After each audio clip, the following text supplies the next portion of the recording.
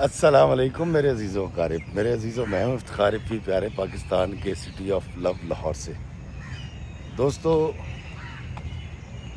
ہم انسان کبھی کبھی اتنے دھوکے باز، اتنے دغا باز، اتنے جھوٹے، اتنے دروغ گو ہو جاتے ہیں کہ کسی کی زندگی کی رحمتوں کو، برکتوں کو اور اللہ کی طرف سے عطا کردہ جو آسائشیں ہوتی ہیں اس کو چھین لیتے ہیں، اور وجہ صرف ہوتی ہے ہماری انا اور ہمارا وہ خول جو ہم نے اپنی ذات پہ چڑھا رکھا ہوتا ہے، ملمہ سازی کر رکھی ہوتی ہے۔ دوستو، اس طرح کی کہانی آج میں آپ کو سناؤں گا، ایک بانجھ عورت امینہ کی کہانی۔ امینہ کے بانجھ پن کی یہ کہانی جب آپ سنیں گے تو یقیناً آپ کے دل سے اس پر ظلم کرنے والوں کے لیے بد دعا بھی نکلے گی، اور امینہ سے محبت میں شاید آپ کی آنکھیں بھی بھر آئیں۔ ایک ایسی لڑکی کی کہانی جو زندگی سے بھرپور تھی، لیکن اس سے خوشی کے ساتھ جینے کا حق کیسے چھین لیا گیا۔ لیکن اس کہانی کو سنانے سے پہلے میں گزارش کرنا چاہوں گا کہ میں بڑے عرصے سے دیکھ رہا ہوں 3-4 چینل ہیں جس میں خاتون ہیں اور 3 مرد حضرات کے چینل ہیں۔ وہ میری کہانیوں کو اٹھاتے ہیں، اس کو توڑ مروڑ کے، نام بدل کے، اور وہ کہانیاں سنا دیتے ہیں۔ اور مزے کی بات یہ ہے کہ جو میرے چاہنے والے ہیں، میرے سننے والے ہیں، وہ ان ویڈیوز کے نیچے کمنٹ سیکشن میں جا کے لکھتے ہیں کہ یہ تو کہانی افتخار فی نے سنائی ہے، مگر وہ میرے بھائی اللہ کے بندے سرقہ کر رہے ہیں۔ سرقہ کہتے ہیں چوری کو، وہ چوری کر رہے ہیں۔ اور میں ان سے صرف ایک گزارش کروں گا کہ بندہ چنگا ہوتا ہے جڑا اپنا کنواں آپ کھود کے پانی پیوے۔ اگر پانی پینے کا شوق ہے نا تو کنواں خود کھودنا سیکھیے۔ کسی کی پکی پکائی کے اوپر قبضہ جمانا یہ کوئی اچھی بات نہیں ہے۔ اور لوگ آپ کے ان ویڈیوز کے نیچے آ کے جو آپ کہانیاں سناتے ہیں لکھتے بھی ہیں کہ یہ تو کہانی افتخار فی کی ہے۔ مجھے وہ ٹیگ بھی کرتے ہیں، مجھ سے رابطہ بھی کرتے ہیں۔ میں نے کبھی آپ کے خلاف نہ کوئی رپورٹ کی، نہ کوئی کارروائی کا ارادہ رکھتا ہوں، لیکن صرف ایک گزارش کروں گا،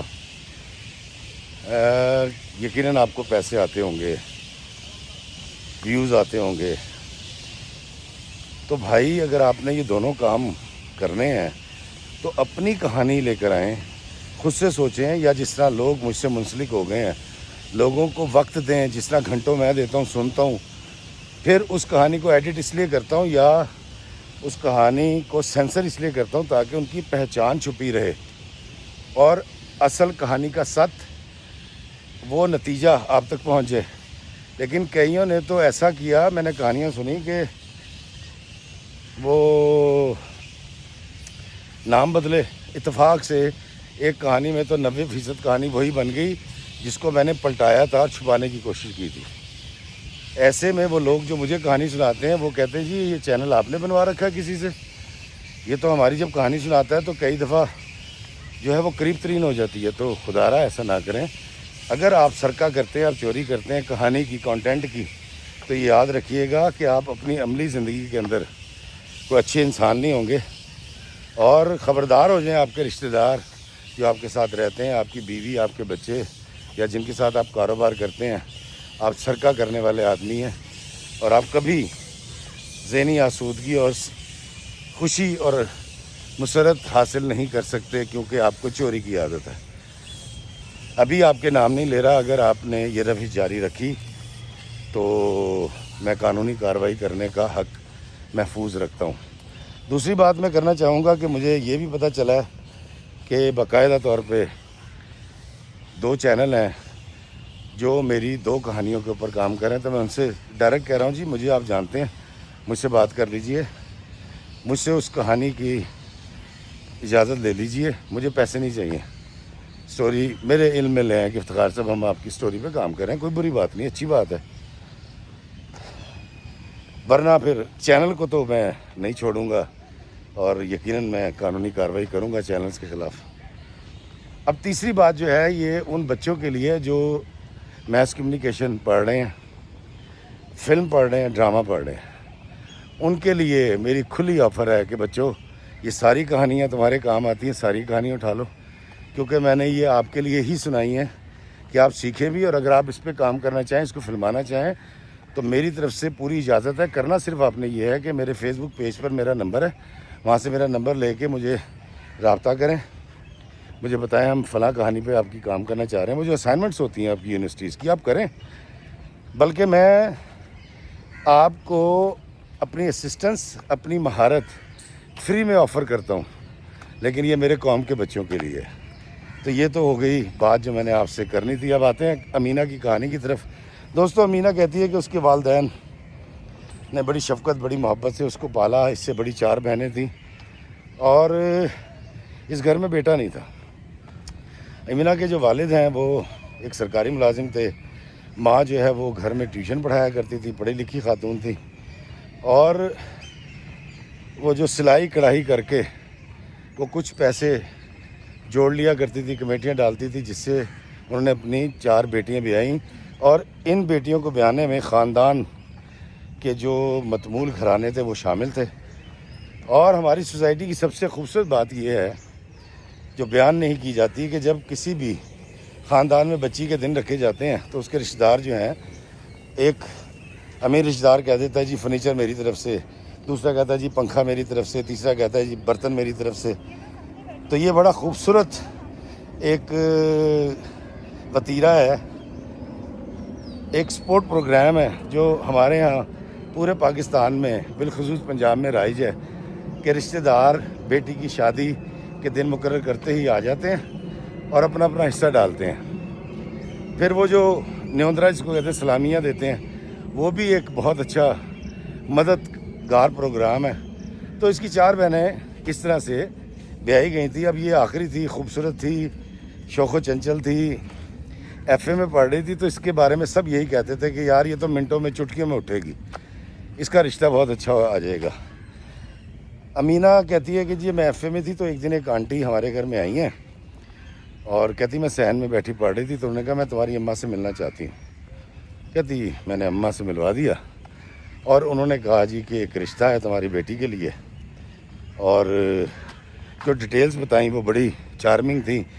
مطلب لاہور کے اندر ہال روڈ ایک الیکٹرانک کی مارکیٹ ہے، وہاں کا ایک تاجر گھرانہ ہے، ان کا بیٹا ہے، اور پڑھا لکھا تو نہیں ہے، میٹرک سے بھاگ گیا تھا، لیکن یہ ہے کہ اللہ تعالیٰ نے ہر چیز دے رکھی ہے۔ ایک بڑا گھر ہے، گاڑیاں ہیں، روپے پیسے کی ریل پیل ہے۔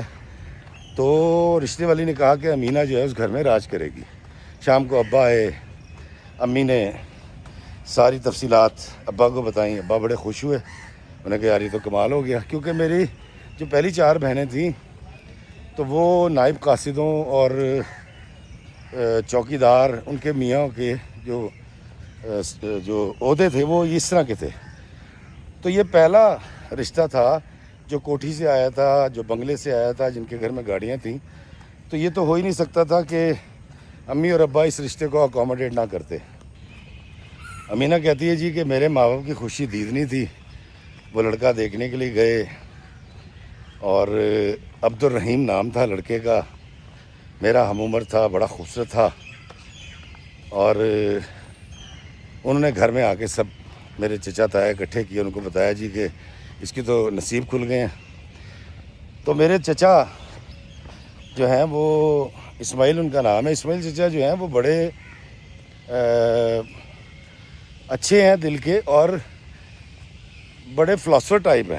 کہتی انہوں نے کہا کہ ہمیں ان کی مارکیٹ جا کے پتہ کرنا چاہیے کہ وہ لوگ کیسے ہیں۔ تو میرے ابا نے کہا کہ پتہ کیا کرنا ہے یار، اتنے اچھے لوگ ہیں اور تاجر ہیں، پیسے کی ریل پیل ہے، اور تم کہہ رہے جی ہمیں تفتیش کرنی چاہیے۔ تو میں کہا ہاں، میرے چچا نے کہا ہاں ایسا ہونا چاہیے۔ تو میرے ابا نے کہا اسماعیل میاں تم خود ہی جا کے پتہ کر لو، ہم نے جو دیکھنا تھا ہم نے دیکھ لیا، ہمیں تو گھرانہ پسند آیا۔ خیر میرے چچا گئے، 4 دن کے بعد وہ آئے، ابا سے ملے، اور انہوں نے ابا کو بتایا کہ جی ان کی جو ریپوٹیشن ہے وہ بہت بری ہے مارکیٹ میں، ان کے بارے میں مارکیٹ میں کہا جاتا ہے کہ یہ بڑے جھوٹے لوگ ہیں، وعدہ خلاف لوگ ہیں، تو اور یہ مال بھی مہنگا بیچتے ہیں، اور جو کہتے ہیں وہ مال دیتے نہیں ہیں، تو یہ کوئی اچھا گھرانہ نہیں ہے اخلاقی طور پہ، ہمیں کچھ اور دیکھنا چاہیے۔ تو میرے ابا جو ہیں وہ اڑ گئے، انہوں نے کہا یار کاروبار ہے، کاروبار میں جھوٹ سچ چلتا ہے اور مخالفت بھی ہوتی ہے، کئی مخالف ہوتے ہیں، انہوں نے کہہ دیا ہوگا جھوٹے ہیں، اور وہ تمہیں یہ سمجھے ہوں گے کہ تم کوئی تاجر ہو، دوسرے شہر سے مال خریدنے کے لیے آئے ہو، اس لیے انہوں نے ان کے خلاف باتیں کر دی ہیں۔ کہتی جی کہ میں نے بھی اس وقت ان باتوں پہ غور نہیں کیا، لیکن میرے چچا نے بڑی بحث کی میرے ابا کے ساتھ کہ وہ لوگ جو شہرت میں برے ہیں اس گھر میں بیٹی نہیں دینی چاہیے۔ اب چونکہ میری جو پہلی 4 بہنیں بیائی گئی تھیں، ان میں سے 3 کی تو ان کے سسرال والوں نے بڑی بری حالت کر رکھی تھی، پیسے کی تنگی تھی، دن رات کا مارنا پیٹنا اور جھگڑے چل رہے تھے۔ السلام علیکم جی، کیسے ہیں آپ؟ خیریت سے؟ اللہ کا شکر آپ سے جیتے رہیں۔ تو میرے ابا ان سے ڈرے ہوئے بھی تھے، انہوں نے کہا جی جو ہم نے پہلے دیکھ کے کیے تھے، چھان بین کے کیے تھے، رشتہ داروں میں کیے تھے، انہوں نے کون سی میری بیٹیوں کو خوش رکھا ہوا ہے، تو کم از کم اگر اس کے گھر میں کچھ ایسا ہوگا تو یہ گاڑی میں سفر تو کرے گی، پیٹ بھر کے کھائے گی تو صحیح، اے سی میں سوئے گی تو صحیح۔ ہمارے تو گھر میں کیا، ہمارے خاندان میں کسی کے گھر میں اے سی نہیں ہے۔ یہ بحث میرے چچا اور میرے ابا کے درمیان رہی، اور عبدالرحیم کے بارے میں جو چچا نے باتیں بتائی تھیں وہ امی نے اور ابا نے مل کے ریجیکٹ کر دی۔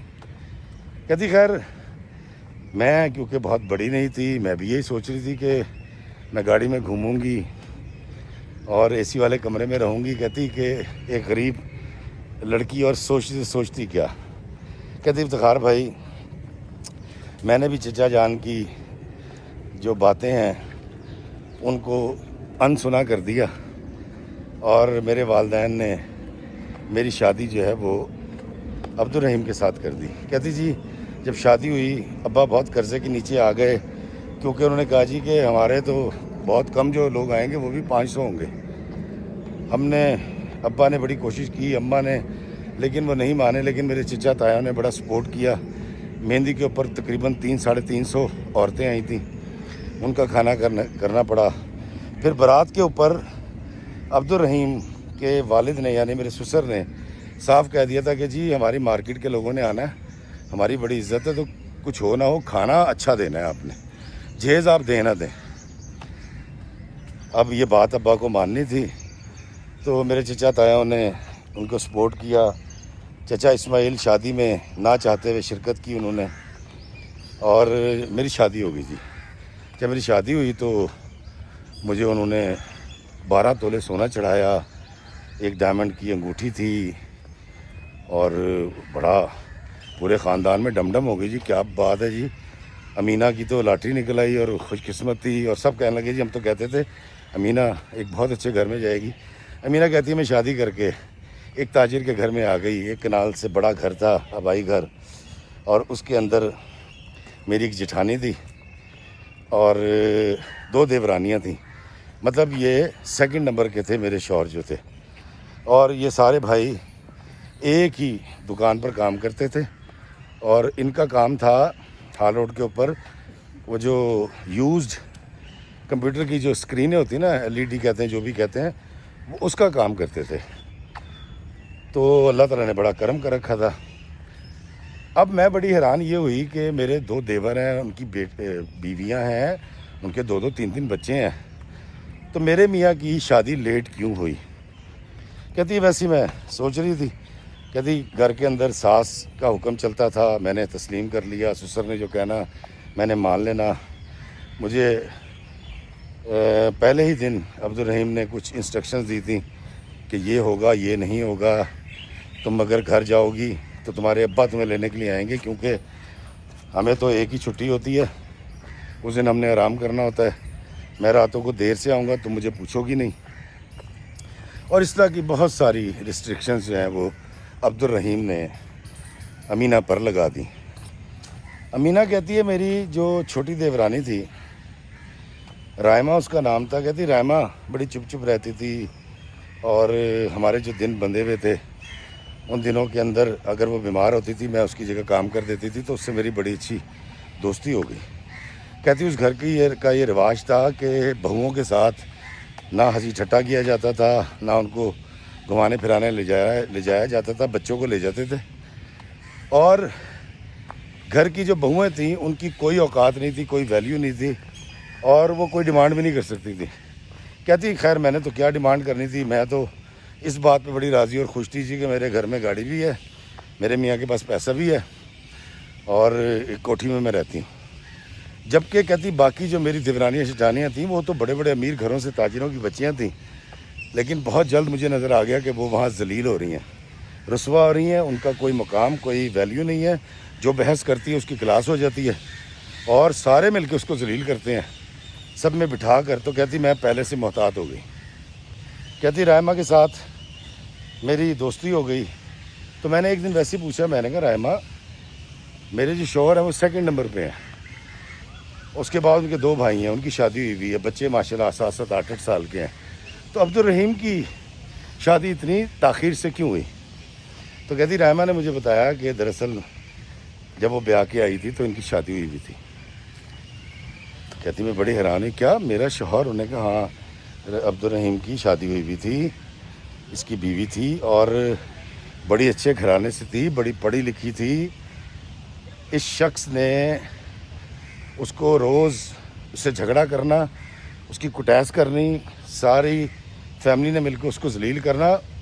تو میں نے پوچھا کہ وجہ کیا تھی، تو اس نے کہا وہ بانجھ تھی، تو اولاد نہیں ہو سکتی تھی اس کی یہاں، تو بانجھ ہونے کی وجہ سے وہ ہمارے سامنے 4-5 سال ذلیل ہوتی رہی، رسوا ہوتی رہی، اور الٹیمیٹلی عبدالرحیم سے وہ خلا لے کر چلی گئی۔ کہتی وہ ملنے گئی تھی اپنی ماں کے گھر، اور وہاں سے نوٹس آیا، ان لوگوں نے بڑی بھاگ دوڑ کی، لیکن اس نے کہا میں اس عذاب میں، اس دوزخ میں نہیں رہ سکتی، تو وہ چلی گئی، اس نے خلا لے لیا۔ تو اس کے بعد یہ 2 سال تک جو ہیں یہ رشتہ ڈھونڈتے رہے، تو اب تمہارا رشتہ ملا ہے۔ تو کہتی مجھے چچا اسماعیل کی بات سمجھ آ گئی، جو انہوں نے کہا تھا کہ میرے ابا کو کہ بھائی یہ اتنے امیر لوگ ہیں تو ہمارے محلے میں اس چھوٹے سے گھر کے اندر 3 مرلے کے کیا لینے کے لیے آئے ہیں؟ تو میرے ابا نے کہا کہ یہ تو قسمت کی بات ہوتی ہے، ہماری بیٹی کی قسمت کھل رہی ہے، تو تمہیں شاید اس لیے لگ رہا ہے۔ دوستو امینہ کہتی ہے کہ میرے پیروں کے نیچے سے زمین نکل گئی، اور میں پریشان ہو گئی کہ ان لوگوں نے جھوٹ بولا، یہ پہلے سے شادی شدہ ہے۔ کہتی یہ تو مجھے پتا تھا کہ میرا شوہر 17 سال مجھ سے بڑا ہے، لیکن مجھے یہ نہیں پتا تھا کہ یہ شادی شدہ ہے، اور اس سے ایک عورت جو اس کی بیوی تھی اتنا تنگ آئی کہ وہ خلا لے گئی۔ کہتی مجھے پہلی دفعہ بینگ لگا، مجھے گھر کی آسائشیں اور کوٹھی اور بنگلہ یہ سب کچھ بڑا ہیچ اور چھوٹا لگنے لگا، اور میں سوچنے لگی کہ کتنا ذلیل کرتے ہوں گے اس لڑکی کو جو طلاق لے گئی، کیونکہ ہم تو دیکھتے تھے کسی کی بھی باری آ جاتی تھی اور اس کو رگڑا دے دیا جاتا تھا۔ امینہ کہتی ہے کہ افتخار بھائی مجھے پہلی بار سمجھ آیا کہ بڑے بڑے محلوں میں رہنے والے کبھی کبھی بہت بونے بھی ہوتے ہیں۔ تو یہ بونوں کا خاندان تھا، چھوٹی چھوٹی باتوں کو نوٹ کرنا، کمینگی دکھانی، اور قربانی کا جذبہ ان میں کسی میں بھی نہیں تھا۔ خیر کہتی میں جیسے تیسے چپ کر کے لگی رہی، کیونکہ میرے میاں کا ذرا جو لہجہ تھا بدتمیزی والا تھا، تو گھر والے بھی شاید اسی کی وجہ سے مجھے بھی تھوڑا سا رعایت دیتے تھے۔ کام میں رعایت نہیں ملتی تھی، بے عزتی کرتے وقت یا کلاس ہوتے ہوئے مجھے رعایت مل جایا کرتی تھی۔ کہتی ہے میں نے جا کے اپنے ماں باپ کو بتایا کہ جی عبدالرحیم جو ہے میرا شوہر، وہ تو پہلے سے شادی شدہ ہے، اور اس نے اس طرح کیا تھا ایک لڑکی کے ساتھ، امیروں کی بچی تھی، پڑھی لکھی تھی، اور وہ اس سے خلا لے گئی تنگ آ کے۔ تو میری ماں نے کہا کہ بیٹا جو بھی ہے، ہمیں تو نہیں پتا تھا کہ یہ پہلے سے شادی شدہ اور طلاق یافتہ ہے، لیکن جو ہونا تھا ہو گیا، تمہاری تقدیر میں یہ لکھا ہے، بس تم سر جھکا کے رہو، اور ساس سسر جو کہیں تم نے وہ مان لینا، امنا صدقنا کہہ کے، اور شوہر سے بہت بحث نہیں کرنی، سوال نہیں کرنا۔ کہتی میں بڑی حیران تھی کہ میرا خیال تھا میرے ماں اس کو کچھ تو برا کہیں گے، لیکن انہوں نے کچھ بھی نہیں کہا۔ کہتی میں اپنے گھر آ گئی، 6 مہینے گزرے، سال گزرا، سال کے بعد میری ساس نے ایک دن بلایا، مجھے بلا کے کہتی ہیں کیا بات ہے، تم ہری کیوں نہیں ہو رہی؟ مطلب کوئی خوشخبری کیوں نہیں سنا رہی؟ کہتی میں نے ان سے کہا کہ یہ تو اللہ کی مرضی ہے. انہوں نے کہا اللہ کی مرضی ہے یا بانجھو؟ کہتی انہوں نے اسٹریٹ اوے یہ کہا. میں نے ان کی شکل دیکھی ہے اور اس کے بعد ہمارے گھر میں ایک عذاب سا آ گیا اور میری 2 نندیں، ایک 32 سال کی گھر میں بیٹھی ہوئی تھی اور ایک شادی شدہ تھی. یہ سب نے میری زندگی عذاب کر دی اور مجھے انہوں نے کہا جی کہ علاج کرواؤ. مجھے لے کر گئے، میرا ٹیسٹ ہوا، ٹیسٹوں کی رپورٹ بالکل ٹھیک آئی. ڈاکٹر نے میرے منہ پہ میرے خاوند سے کہا کہ ان کی رپورٹیں ٹھیک ہیں، آپ اپنے ٹیسٹ کروائیں. تو عبدالرحیم نے کہا اچھا میں کروا لوں گا. اور جب تھوڑا سا وقت گزر گیا اور میں پوچھتی تھی کہ آپ نے ٹیسٹ کروایا کہ نہیں، تو عبدالرحیم ٹیسٹ نہیں کرواتے تھے. کہتی جی کچھ ہی عرصے کے اندر مجھ پر بانجھ کا لیبل لگ گیا. اٹھتے بیٹھتے مجھے کہنا بانجھ ہے، بانجھ ہے، بانجھ ہے، کبھی ہری نہیں ہوگی، اتنا کھاتی ہے. اور میرے میاں کو میرے سامنے میری ساس نے کہنا اور نندوں نے کہ اس کو دھکے دے کے گھر سے نکال دو اور اس کی اولاد نہیں ہونی. کہتی یہ سارا سین چلتا رہا، میں ذلیل ہوتی رہی. میں دوستو شارٹ کرتا ہوں کہ اس کے شوہر نے اس کے ساتھ طوفان بدتمیزی اور کٹیس اور جھگڑے اتنے بڑھا دیے کہ اس نے ایک دن تنگ آ کے، کیونکہ گھر سے تو اس کو کوئی سپورٹ ملی نہیں تھی، اس نے پولیس کو بلا لیا. 15 پہ کال کی، پولیس آئی ہے، وومن پولیس اسٹیشن والی جو SHO سب انسپیکٹر ان کو لے گئے، بٹھایا. اب کیونکہ وہ طاقتور لوگ تھے، انہوں نے کس کا فون کروایا، کیا کروایا. کہتی SHO نے مجھے پیار سے سمجھایا کہ دیکھیں میاں بیوی میں جھگڑے ہو جاتے ہیں اور اگر آپ کہیں گی تو میں یہ FIR دے دیتی ہوں، مجھے کوئی ایشو نہیں ہے، لیکن بہتر یہ ہوتا ہے کہ تصفیہ کر لیا جائے. تو اگر آپ تصفیہ نہیں کرتی، کہتی میرے پہ اتنا پریشر آ گیا تھا میرے ماں باپ کا، اور میرے جیٹھ اور دیور جو ہیں وہ بالکل میٹھے ہو گئے تھے. میرے نندوئی جو ہیں وہ بڑے محبت سے مجھ سے بات کر رہے تھے اور کوئی انہوں نے سفارش بھی کروائی تھی. الٹیمیٹلی کہتی جی میں نے کمپلین واپس لے لی. جب میں نے کمپلین واپس لی ہے تو 10 دن کہتی میں اپنے گھر میں رہی ہوں.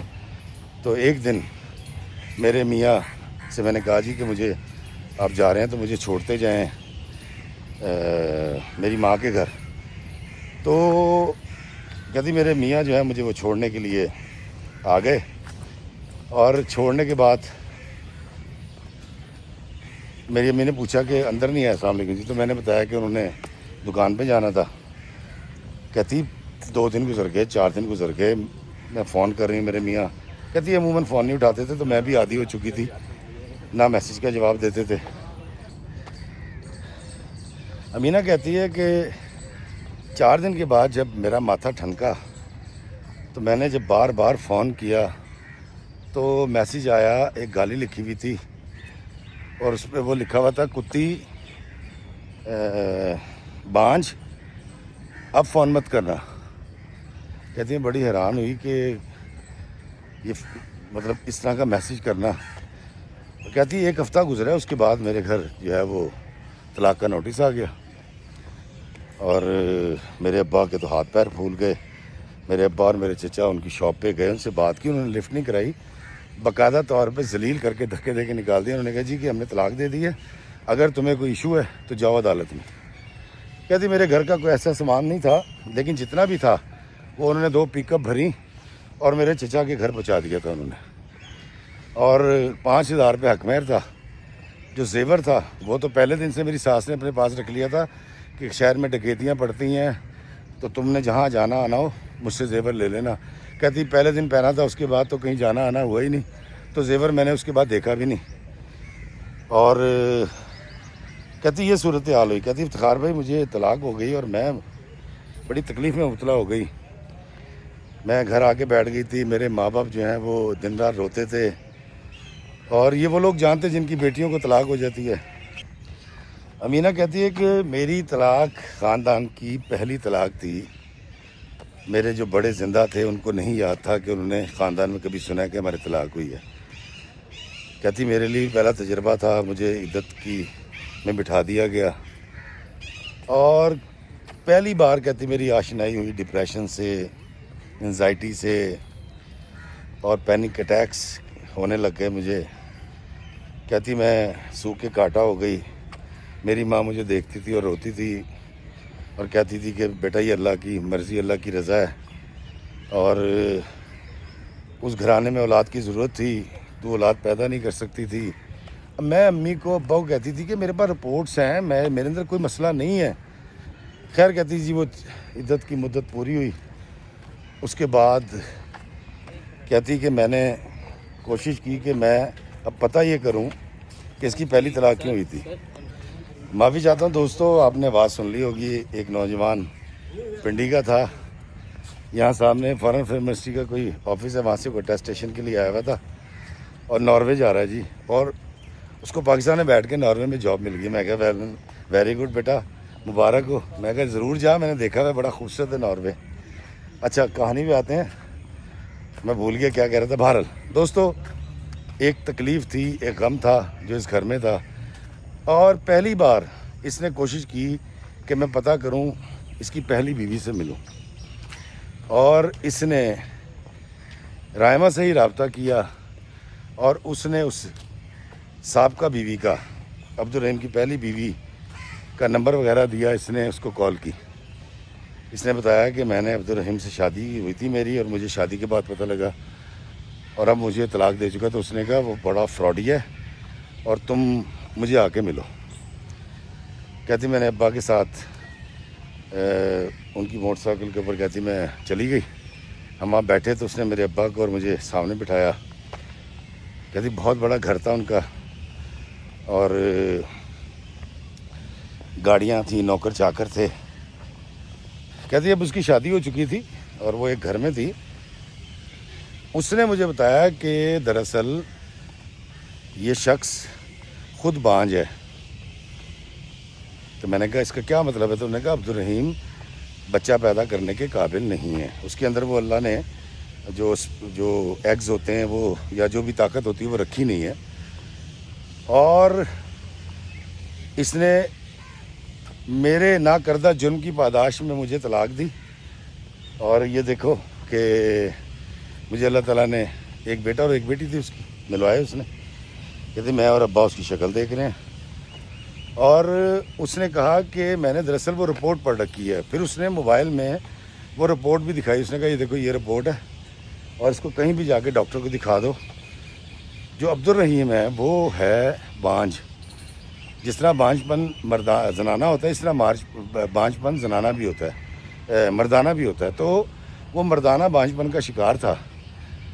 اب اس نے کیا یہ کہ پہلی بیوی کو ذلیل کیا، رسوا کیا، خود پر الزام نہیں لینا چاہتا تھا. کچھ لوگ ہوتے ہیں نا ملامہ ساز ہوتے ہیں، اپنے اوپر پھو پھاں رکھی ہوئی ہوتی ہے، اندر سے کچھ ہوتے نہیں ہیں. وہ ان لوگوں میں سے تھا. پڑھا لکھا تو تھا نہیں، جاہل آدمی تھا.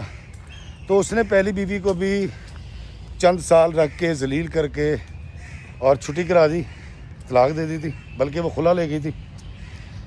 اور امینہ کے ساتھ بھی اس نے یہی کیا تھا تاکہ اس کا بھرم رہے خاندان کے اندر کہ بڑا مرد بچہ ہے اور بیویاں ہی اس کو ایسی ملی ہیں.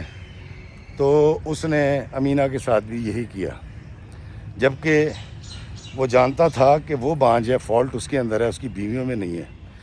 کہتی جب میں نے رپورٹ دیکھی، میں نے اس کا واٹس ایپ لے لیا اور ہم نے ہمارے محلے میں ڈاکٹر عرفان ان کو دکھائی. تو نے کہا ہاں جی یہ مرد جو ہے یہ بانجھ پن کا شکار ہے، یہ اولاد پیدا نہیں کر سکتا، اس کا علاج بھی نہیں ہے. کہتی اب یہ تو ایک ایسی بات تھی، اور ایک طرح کی مجھے امید ہی پیدا ہو گئی. میں نے کہا تو بڑا اللہ نے کرم کیا کہ میں زرخیز ہوں، اور جو ہونا تھا ہو گیا. اور میری ایک برے شخص سے، دیکھیں دوستو کیسی بات ہے، وہ یہ کہہ رہی تھی اتنا ظلم سہنے کے بعد کہ اللہ کا شکر ہے میری جان چھوٹ گئی اس برے شخص سے.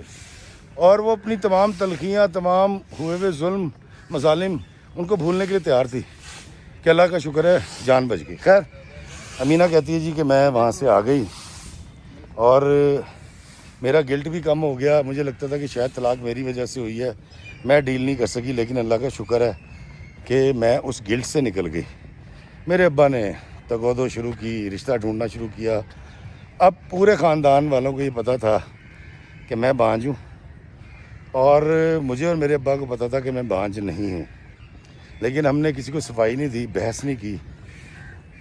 تو ایک دن ایک رشتے والی آئی اور اس نے آ کے رشتہ بتایا۔ اس نے کہا جی ایک صاحب ہیں، ان کی بیوی کی ڈیتھ ہو چکی ہے، عمر میں مجھ سے وہ 20 سال بڑے تھے، اچھے کاروباری تھے، اور انہوں نے شادی کرنی ہے، لیکن ان کی شرط یہ ہے کہ لڑکی بانجھ ہو۔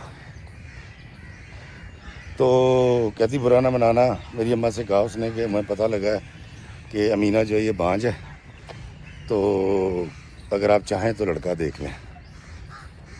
دوستو غریب آدمی کیا کرے گا، مرتا کیا نہ کرتا، خاموش ہو گئے۔ اس کے والدین نے یہ نہیں بتایا، اس نے بھی نہیں بتایا کہ میں زرخیز ہوں، بانجھ نہیں ہوں، کیونکہ اس شخص کا یہ کہنا تھا کہ مجھے اولاد نہیں چاہیے۔ اور خرم اس کا نام تھا۔ خرم صاحب سے رابطہ کیا گیا، وہ لوگ آئے، انہوں نے آ کے امینہ کو دیکھا اور پسند کر لیا گیا۔ بڑی سادگی کے ساتھ نکاح ہوا، اور امینہ گلبرگ کے ایک علاقے میں ایک بہت بڑے گھر میں چلی گئی۔ اور ایک نند تھی، امریکہ ہوتی تھی، ساس سسر مر چکے تھے، شوہر کی عمر تھی تقریباً کوئی 50-55 کے قریب، لیکن بڑا پیار کرنے والا تھا وہ۔ اور کہتی میرے شوہر سے میری کبھی یہ بات نہیں ہوئی تھی کہ اولاد پیدا کرنی ہے یا نہیں کرنی۔ تو کہتی کہ مجھے وہاں جا کر اس قدر عزت ملی، خرم نے میری وہ آؤ بھگت کی، اس کے بچوں نے سچ مچ مجھے آپ ہی کہنا، اور مجھے انہوں نے تسلیم کر لیا تھا۔ کہتی میں اپنی ہم عمر، کہتی اس کی جو بیٹی تھی وہ میری بڑی بیٹی تو میری ہم عمر تھی، ان کے ساتھ بیٹھنا، گھومنا پھرنا، کہتی ہم دبئی گئے، گھومے پھرے، بڑے اچھے دن گزرنے لگے۔ اور میں شکر ادا کرنے لگی اللہ تعالیٰ کے کہ یا اللہ کمال ہو گیا، اتنی تکلیف سے گزری تھی اور تو نے کیسی رحمت کر دی۔ اور میں ہر وقت اللہ کی رحمتوں کی بارش میں نہاتی رہتی تھی۔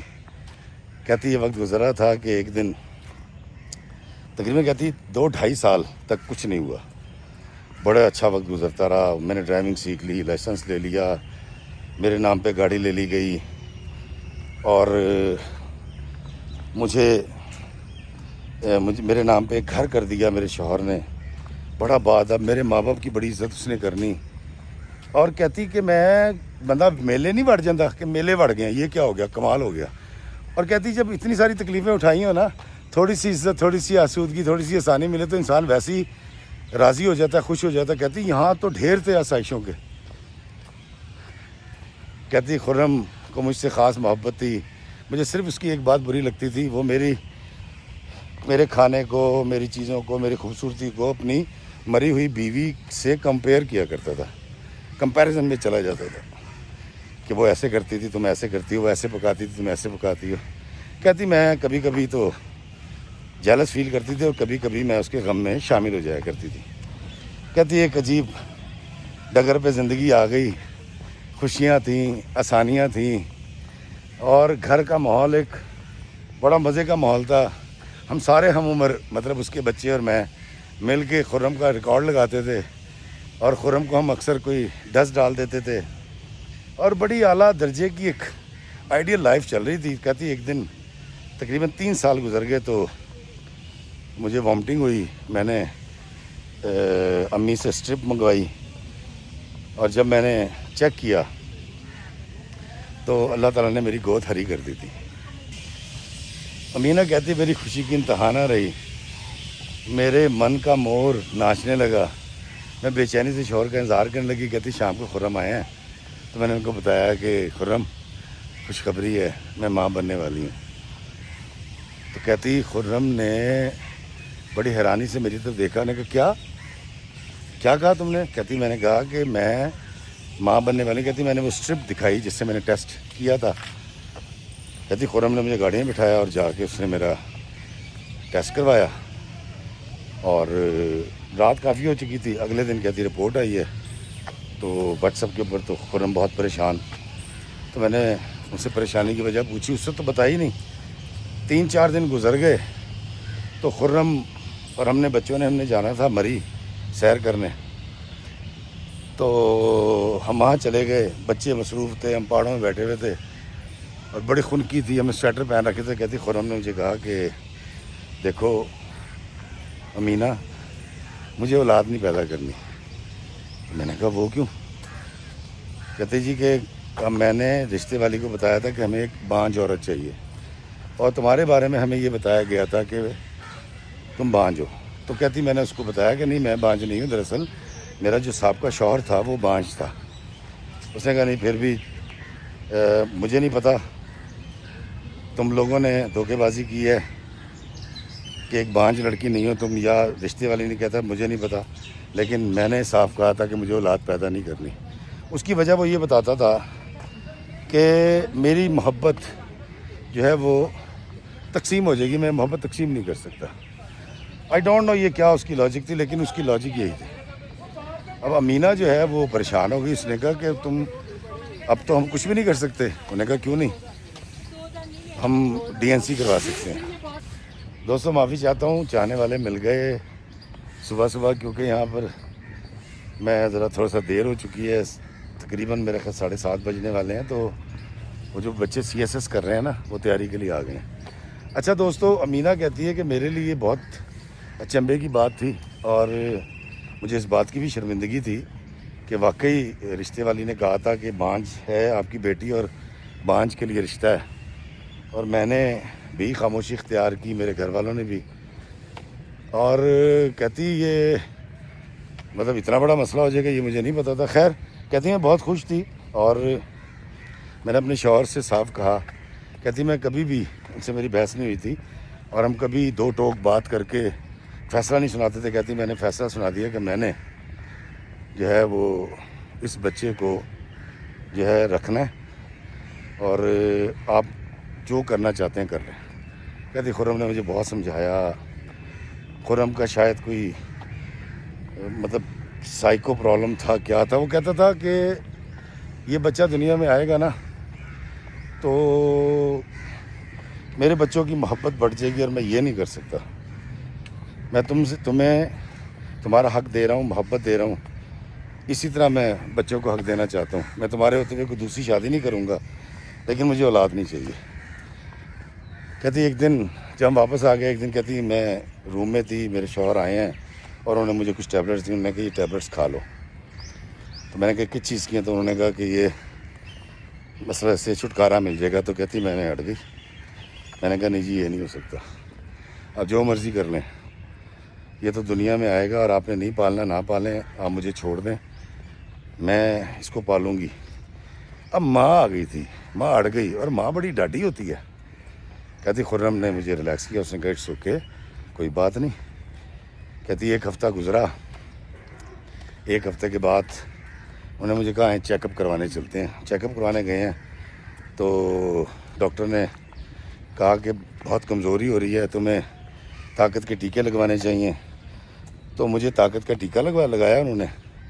کہتی اس کے بعد مجھے ہوش آئی ہے. تو میری جب گھڑی پہ نظر گئی ہے تو تقریباً میں 14 گھنٹے کے بعد ہوش میں آئی تھی.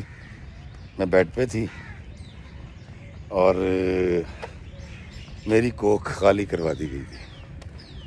کہتی میری اجازت کے بغیر میری کوکھ خالی کروا دی.